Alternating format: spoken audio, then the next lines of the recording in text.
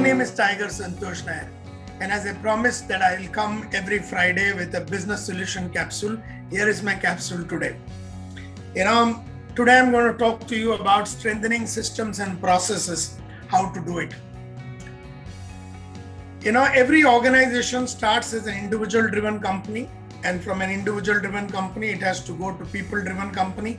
From people-driven, it has to become a system and process-driven company, and from there, it has to become a data-driven company, and from there, it should become a culture-driven company, and from there, it should become a collective consciousness-driven company. Individual-driven company means everything I am running, everything predictable, unpredictable I am doing.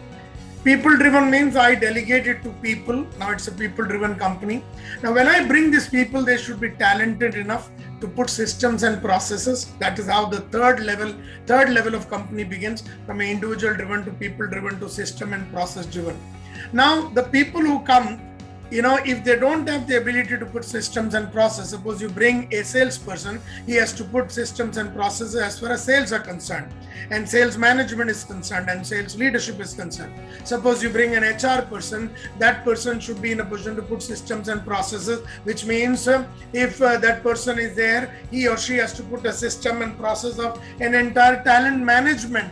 A process has to be put in place, which means how do you source people, how do you absorb people, how do you develop people, how do you deploy people, how do you do performance evaluation, how do you do rewards and recognition, how do you engage people, how do you retain people. Now this is known as a talent factory, it's a system. Now that HR girl or boy or man or woman or whoever it is has to be putting this entire thing in place. Now this HR person or anybody will be in a position to put that thing in place if he or she knows it. If he or she does not know it and you also don't know it, hire the services of consultants, advisors in the area of in that particular area, and ensure that they are putting the entire systems and processes in place.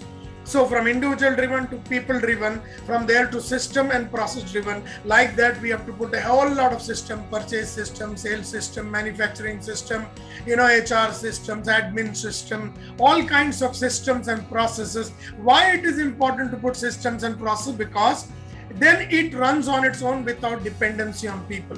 If it is not system and process driven, then it is dependent either on the entrepreneur or on the people who are running. And this dependency is going to create a lot of heartburn in the future. And therefore, it is important that we move from individual driven to people driven to system and process driven. And then what we have to see is whether that system is being followed. So we have to find out, then it becomes a data-driven company, and data will show that HR person is not doing it, or the salesperson or the admin person is not doing it. So catch hold of that person, ask that person, why are you not doing it?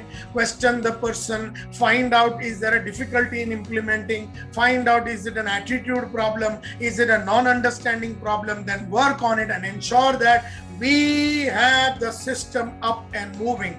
And that is where we go to the fourth level, which is known as data-driven, where we come to know who is following the system, who is not following the system, and all kinds of remedial measures have to be taken to ensure that the systems are followed. And you have to put it in a very regimented, rigorous manner so that nobody plays around with the system. The fourth level then is known as a culture-driven company. Culture means that everybody does it in a particular manner, and the culture is set. Now, suppose there is a system of taking full advance or a system of taking half advance. It's a system. Now, who is following the system, who is not following the system? Question that, you will become the fourth level. And then, you will become the fifth level, which is known as a culture driven, where everybody starts taking advance money and everybody starts taking 50% advance, and that is known as the culture driven organization.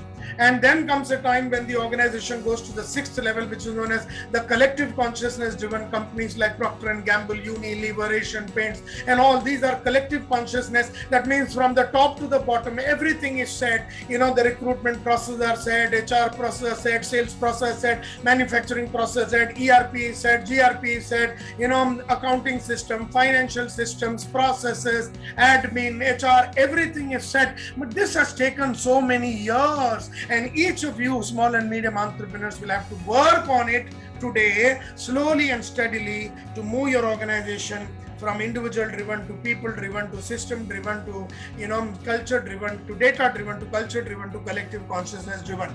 Now, why is that this is important? Because the moment you move from individual driven to people driven and you start putting systems and processes, you will become an APO, autopilot organization. What's an APO? Which runs on its own without your intervention. That organization runs on its own.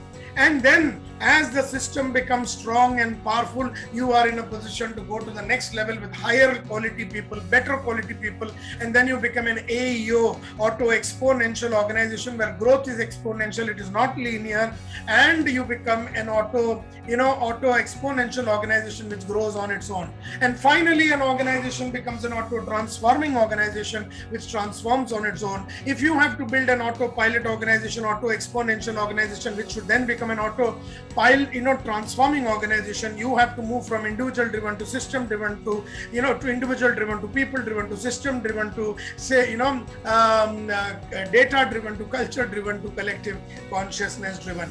Now, this is an intelligent game and a wise game. Intelligent people know, wise people do. So I'm sure that you're a wise person. If you don't know how to put the system and processes, hire people who can do it for you. Interview them and find out whether they know it, how to put an SOP in place, standard operating procedures in place. If they may come and say they know it, but then you can ask them to do one thing, okay, make one system and bring, or write one process and bring it to me and show it to me. That's when you will come to know whether they have the talent and the ability and the capability to make the system.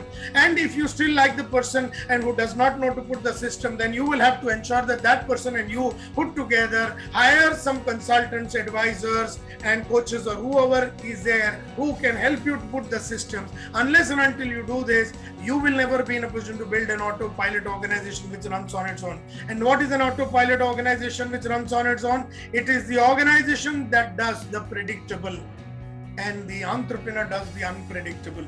Now, to do the predictable, you should not be involved for the next 20 years. It should be the system. So if you have a system, predictable things that are supposed to be done, like purchase has got a system, put it as a system and process. Whoever is going to run the purchase department has to follow the 10 system.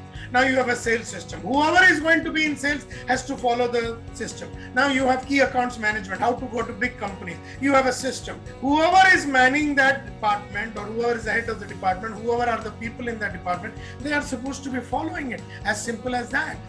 And therefore, when you do this kind of thing, you will be in a position to build a wonderful organization where your customers are brought in a systematic manner, they are retained in a particular manner, they are engaged in a particular manner, they are upgraded in a particular manner, their needs and problems are identified in a particular manner. You are constantly giving them value-added services. You are constantly having a system of doing the review of the customer. You are constantly having a system of doing a feedback with the customer. You have a system to do customer connect. You have a system to handle customer grievances. Because of all these things, your customers will experience tremendous amount of great service. They will experience great products. They will experience great service, and their overall experience will be very, very beautiful and wonderful. They will start referring you. They will advocate you. They will promote you. They will want to be with you. They will buy your products. They will become